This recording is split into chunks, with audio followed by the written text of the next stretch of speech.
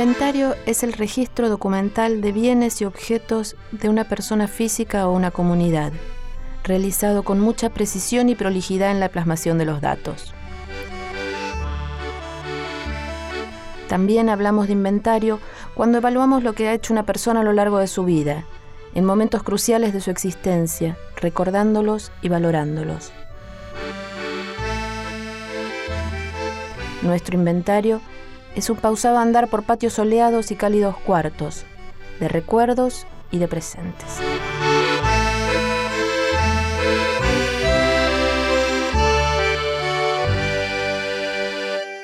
Hola, Ariela.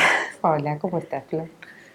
Contame, digamos, uno puede ubicarte hoy, pero ¿cómo empezó este camino? Porque es raro tu caminito. Sí, es raro. No me daba cuenta, pero puede ser. En realidad empezó de siempre. Yo te diría de los 8 años que tengo registro de estar interesada por el arte y no sé si por el arte, en ese momento no lo llamaba arte. Claro. Quizás era el hacer, nunca me aburría porque siempre estaba haciendo cosas.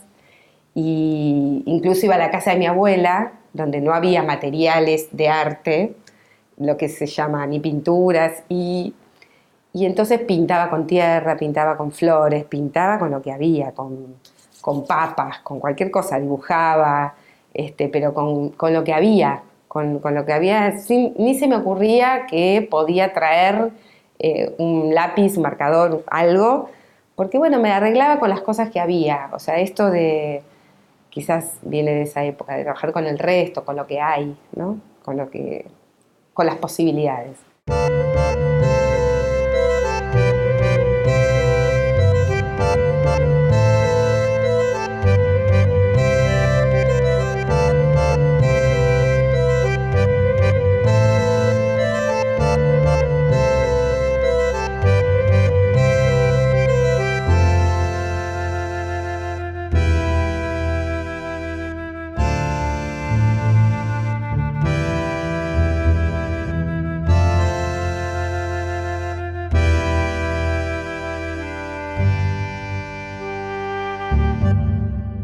Y un taller de cerámica, como que mi ideal era ser como esa profe, a los 8 años.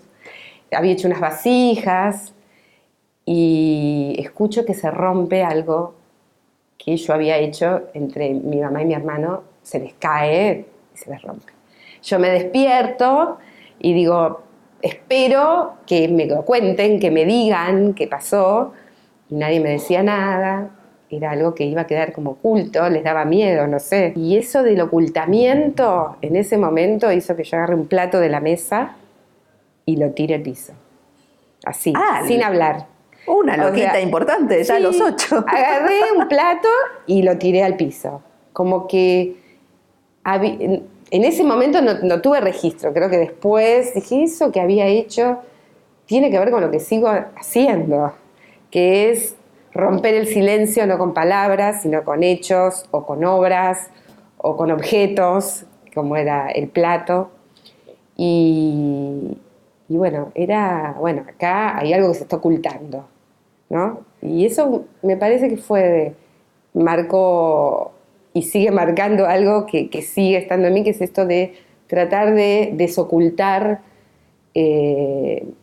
de romper esos silencios que ocultan, en realidad, no son silencios. Pero además son cosas cotidianas, chiquitas. Totalmente cotidianas, sí.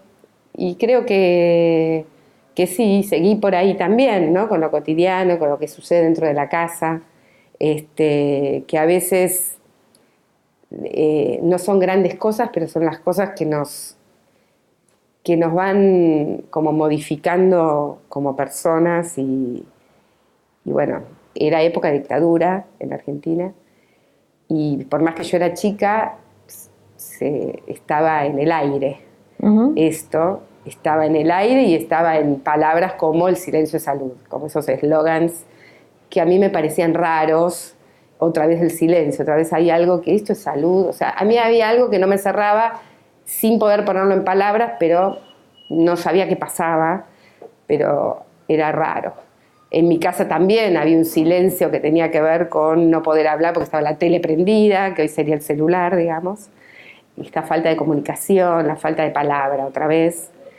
Y bueno, era a los 12 años más o menos que yo había algo de eso que creo que también marcó algo que tiene que ver con el silencio, con lo no dicho.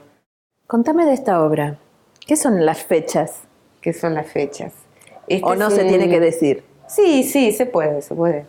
Esta es una lápida, el año pasado una convocatoria de Mauricio Catelán para Art Basel. Era un cementerio para vivos. Me pareció que tenía mucho que ver con mi obra, así que me presenté con una lápida.